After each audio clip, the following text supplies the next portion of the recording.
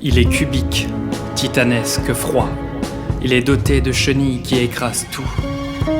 C'est le système social dans lequel tu es inséré. Sur ces tours, tu reconnais plusieurs têtes.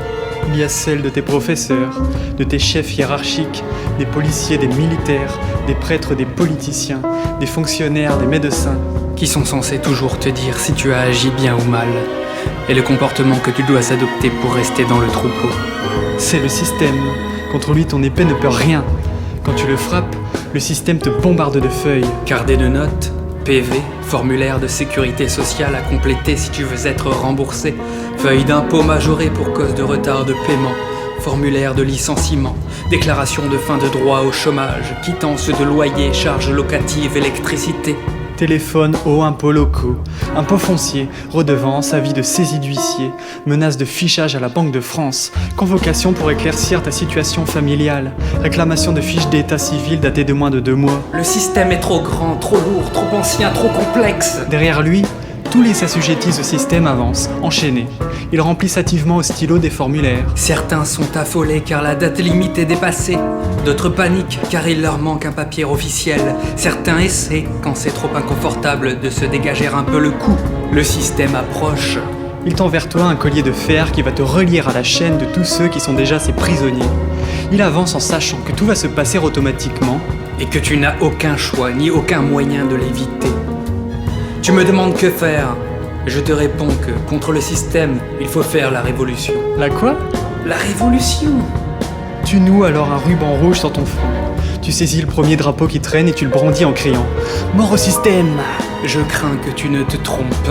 En agissant ainsi, non seulement tu n'as aucune chance de gagner, mais tu renforces le système. Regarde, il vient de resserrer les colliers d'un cran en prétextant que c'est pour se défendre contre ta révolution. Les enchaînés ne te remercient pas. Avant, ils avaient encore un petit espoir d'élargir le métal en le tordant. À cause de toi, c'est encore plus difficile. Désormais, tu as non seulement le système contre toi, mais tous les enchaînés. Et ce drapeau que tu brandis, est-il vraiment le tien ? Désolé, j'aurais dû t'avertir. Le système se nourrit de l'énergie de ses adversaires.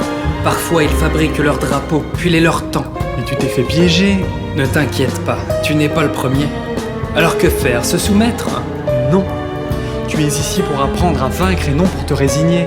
Contre le système, il va donc te falloir inventer une autre forme de révolution. Je te propose de mettre entre parenthèses une lettre.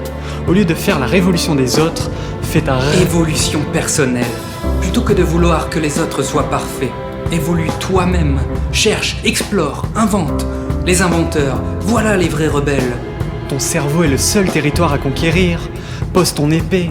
Renonce à tout esprit de violence, de vengeance ou d'envie. Au lieu de détruire ce colosse ambulant sur lequel tout le monde s'est déjà cassé les dents, ramasse un peu de terre et bâtis ton propre édifice dans ton coin. Invente, crée, propose autre chose. Même si ça ne ressemble au début qu'à un château de sable, c'est la meilleure manière de t'attaquer à cet adversaire. Sois ambitieux. Essaie de faire que ton propre système soit meilleur que le système en place. Automatiquement, le système ancien sera dépassé. C'est parce que personne ne propose autre chose d'intéressant que le système écrase les gens. De nos jours, il y a d'un côté les forces de l'immobilisme qui veulent la continuité, et de l'autre, les forces de la réaction qui, par nostalgie du passé, te proposent de lutter contre l'immobilisme en revenant à des systèmes archaïques. Méfie-toi de ces deux impasses. Il existe forcément une troisième voie qui consiste à aller de l'avant. Invente-la, ne t'attaque pas au système, démode-le. Allez, construis vite. Appelle ton symbole et introduis-le dans ton château de sable. Mets-y tout ce que tu es.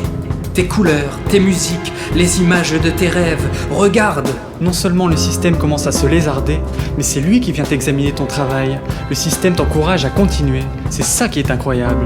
Le système n'est pas méchant, il est dépassé. Le système est conscient de sa propre vétusté. Et il attendait depuis longtemps que quelqu'un comme toi ait le courage de proposer autre chose. Les enchaînés commencent à discuter entre eux. Ils se disent qu'ils peuvent faire de même. Soutiens-les. Plus il y aura de créations originales, plus le système ancien devra renoncer à ses prérogatives.